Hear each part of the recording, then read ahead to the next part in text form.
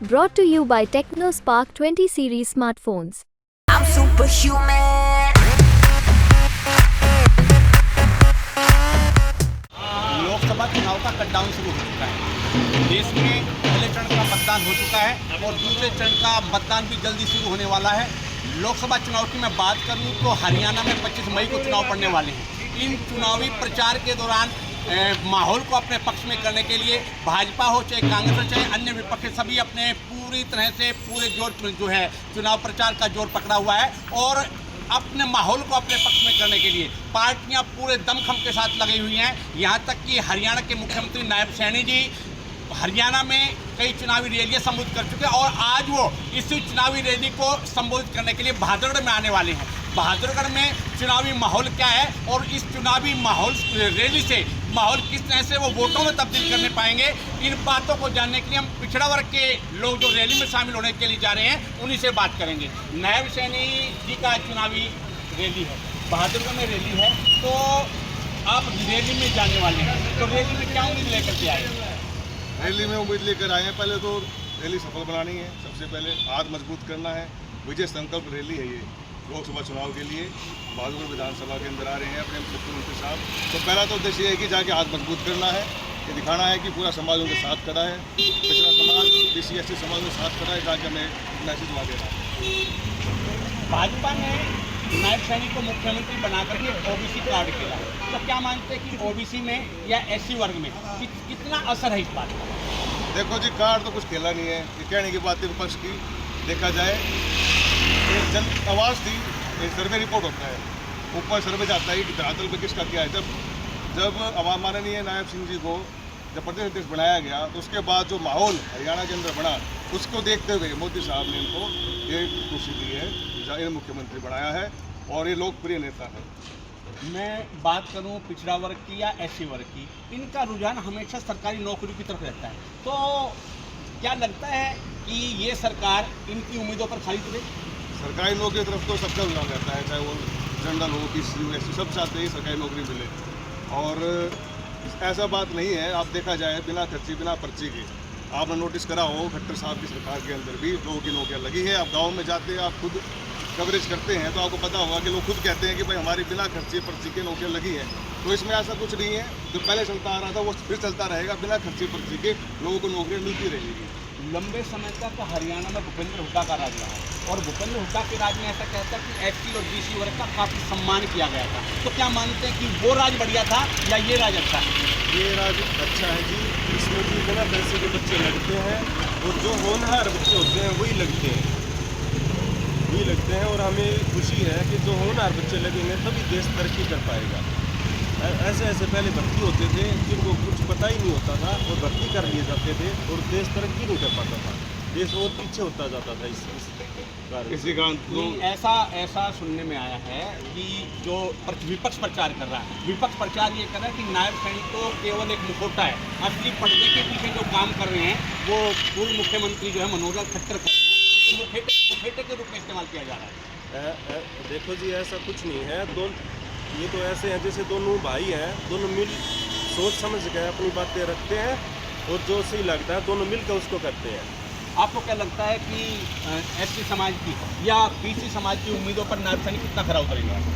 तो पूरा अच्छा काम करता है, क्योंकि अभी इस समय में देखते हैं कि हमारे समाज के लिए एक लोकप्रिय नेता रहे हैं और हमेशा ये लोकप्रियता उनकी इसलिए बनी है क्योंकि समाज के साथ खड़े हुए और जब भी कोई भी कार्य हुआ उनको पूरा सफल किया और आगे भी समाज पूरा सहयोग इनका करेगा और ये समाज के लिए बेहतर काम करेगा। जिस प्रकार से चुनावी रैलियां हरियाणा में की जा रही है, नायब सैनी ताबड़तोड़ रैलियां कर रहे हैं, तो क्या लगता है कि माहौल को वोटों में तब्दील कर पाएंगे?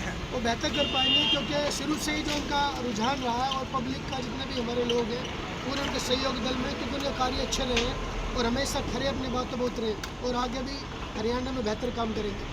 ऐसा विपक्ष बार बार आरोप लगा रहा है कि यदि ये दोबारा से सत्ता में आ गए तो संविधान को बिल्कुल ही खत्म कर देंगे, इसको लेकर क्या कहना आपका? ये विपक्ष की जो है सारी बातें होती है, जो भी जनता के हितकारी होते हैं वो ही सरकार संविधान में लेके आएगी, अलग से कोई भी छेड़खानी नहीं की जाएगी संविधान में। नहीं, आप क्या मानते हैं कि इस सरकार के कार्यकाल में संविधान के प्रारूप अनुरूप जो है काम हुआ या पिछली सरकारों में ज़्यादा होता था? नहीं, पिछली सरकारों में तो भ्रष्टाचार था, संविधान को अपने हाथ में लेके चलते थे। संविधान की तो कभी विपक्ष ने, कभी कांग्रेस सरकार ने कभी मानी नहीं। वो तो राहुल गांधी जी ने एक दफ़ा माननीय प्रधानमंत्री मनमोहन सिंह जी की भी बिल को फाड़ दिया था सरेआम। तो वो तो अपने जो है घर की दाल पका रहे हैं। आप बताएं कि एससी वर्ग में और बीसी वर्ग में नायब सैनिक के बनने का कितना असर है? ये पूरा असर है। माननीय मुख्यमंत्री नायब सैनिक को बनाया है।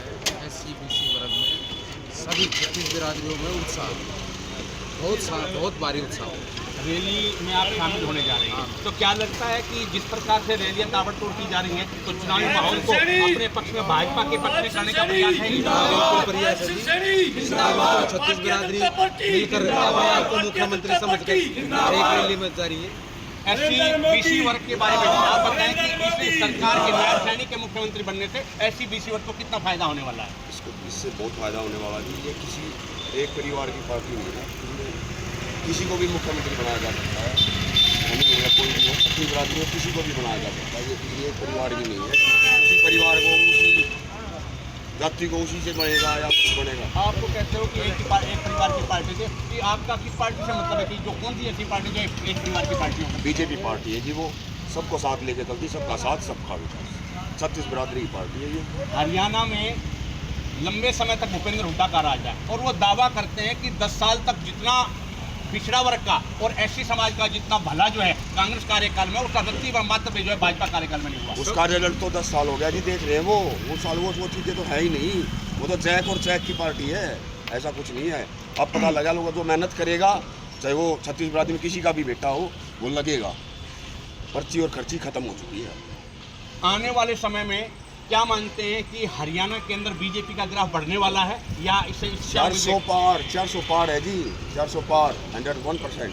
जैसे अब मुख्यमंत्री बनाया गया नायब सैनिक को, और आने वाले विधानसभा चुनाव के बाद यदि नायब सैनिक को मुख्यमंत्री नहीं बनाया जाता है तो आप वोट किसके लिए करेंगे? बीजेपी को करेंगे जी, यही तो, तभी तो पार्टी अच्छी है ये। नायब सिंह सैनी नहीं, 36 बिरादरी में किसी को भी बना सकते हैं। जो अच्छा काम करेगा उसी को लाते हैं। नायब सिंह सैनी जी अच्छे नेता थे, इनको आगे लिया आया। आपका कहने का मतलब ये है कि नायब सिंह सैनी सीएम रहे या ना रहे, लेकिन यदि पार्टी अच्छा काम करेगी तो आप बीजेपी के लिए वोट करेंगे जी, 100% तन मन धन से साथ। आज आप नायब सैनी की वजह से जुड़े हुए हैं या पार्टी की नीतियों की वजह से जुड़े? पार्टी की नीतियों की वजह से भी, नायब सैनी जी की वजह से भी अच्छे नेता देंगे तो हम साथ रहेंगे। क्या मानते हैं कि रोहतक लोकसभा में कितना असर मानते हैं नायब सिंह सैनी का? पिछड़ा वर्ग में कितनी पकड़ है, एससी वर्ग में कितनी पकड़ है, और किस तरह से इस चुनावी वैतरणी को पार ले जाएंगे नायब सिंह सैनी? देखो जी, नायब सिंह सैनी जी का पूरे हरियाणा में प्रभाव है, हरियाणा के बाहर भी प्रभाव है। राजस्थान में प्रभारी बनी गए थे जब प्रदेश अध्यक्ष थे, तो अलवर डिस्ट्रिक्ट में हमने खुद वहाँ रहे, तो हमने देखा कि पूरा अलवर डिस्ट्रिक्ट में एक तरफा बीजेपी की सीट आई। तो वही आज यहाँ आने से ग्राफ पूरे बहादुरगढ़ का और रोहतक लोकसभा बदलेगा और अरविंद शर्मा जी विजयी होंगे और हरियाणा के अंदर 10 की 10 सीट आएगी और एक नए बदलाव के साथ आएगी, नए बहुमत के साथ आएगी। और नायब सिंह जी अगले मुख्यमंत्री बड़े रहेंगे 6 साल के लिए, 10 साल के लिए, जब तक उचित जनता काम करते रहेंगे और वो 100% काम करेंगे। तो ये थे पिछड़ा वर्ग के लोग जिन्होंने स्पष्ट रूप से कहा है कि यदि पिछड़ा वर्ग का, एससी समाज का, दलित समाज का कोई पार्टी भला कर सकती है तो वो केवल और केवल भारतीय जनता पार्टी और नायब सिंह सैनी के हाथों में इन वर्गों के हित सुरक्षित है। और आने वाले समय में यदि मुख्यमंत्री नायब सिंह सैनी रहे या ना रहे, लेकिन यदि पार्टी यदि पिछड़ा वर्ग के लिए और एससी समाज के लिए यदि काम करती है तो उसकी तरफ ही पूरे इस समुदाय का रुझान होगा और आने वाले समय में वो भाजपा के लिए ही वोट करेंगे। बहादुरगढ़ से हरियाणा तक के लिए प्रथम शर्मा।